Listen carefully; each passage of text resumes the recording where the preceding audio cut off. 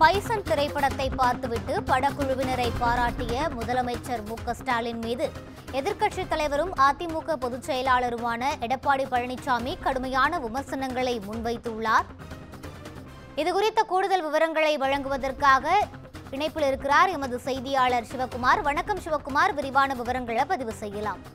கடந்த சில தினங்களுக்கு முன்பு வெளிவந்த பைசன் திரைப்படம் குறித்து அதிமுக தரப்புல முதல்வருக்கு ஏகப்பட்ட கேள்விகள் எழுப்பியிருக்கிறாங்க. எப்படின்னு பாத்தீங்கன்னா, நாற்று நட்ட கைகள் மழையில நனைந்து முளைத்திருந்த நெல்லை பிடித்த போது விவசாயிகளின் விவரிக்க முடியாத வேதனையை உணர்ந்தேன் அப்படின்னும், ஆனால் இந்த நெல்லை பிடித்திருக்க வேண்டிய முதல்வர் மு.க.ஸ்டாலின் கை படக்குழுவினர் கைகளை பற்றி கொண்டிருக்கிறதுன்னு கேள்வி எழுப்பியிருக்கிறாரு.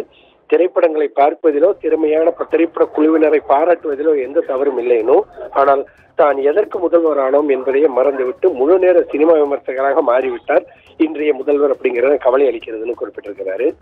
ஜெய்பீம் படம் பார்த்து உள்ள முழுக்கி போனவர் தன் ஆட்சியில் தொடர்கதையாக உள்ள அஜித்குமார் போன்ற லாக்அப் மரணங்களை தடுப்பதற்கு ஏதேனும் நடவடிக்கை எடுத்தாரானோ, ஜெய்பீம் முதல் கூலி பைசன் வரை சினிமாக்களை பார்க்க ரசிக்க கருத்து தெரிவிக்கத்தான் இன்றைய முதல்வருக்கு நேரம் இருக்கிறது அப்படின்னு சொல்லி குற்றச்சாட்டு எழுப்பியிருக்கிறாரு.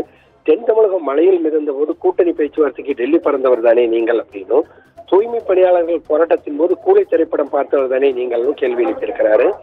அதே இப்போது மழையால் நெல் முளைத்து போய் தாங்கள் உழைத்து பயிரிட்ட விவசாயிகளின் துயரம் பற்றி கொஞ்சம் கூட யோசிக்காமல் பைசன் படம் பார்க்க மணிக்கணக்கில் நேரத்தை செலவு பண்ணி கொண்டிருக்கிறீர்களோ, இதுவரை 31 உயிர்கள் பருவமழையால் உயிர்கள் இழந்திருக்க மழை மற்றும் புயல் காலத்தில் மக்களை காப்பதற்கு உரிய நெறிமுறைகள் வகுப்பது குறித்து யோசிக்க நேரம் இருக்கிறதா அப்படின்னு தொடர்ச்சி கேள்வி எழுப்பியிருக்கிறாரு.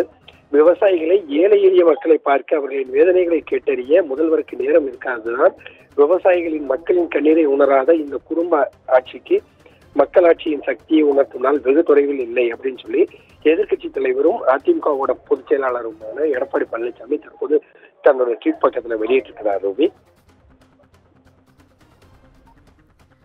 விவரங்களை வழங்கியமைக்கு நன்றி சிவகுமார்.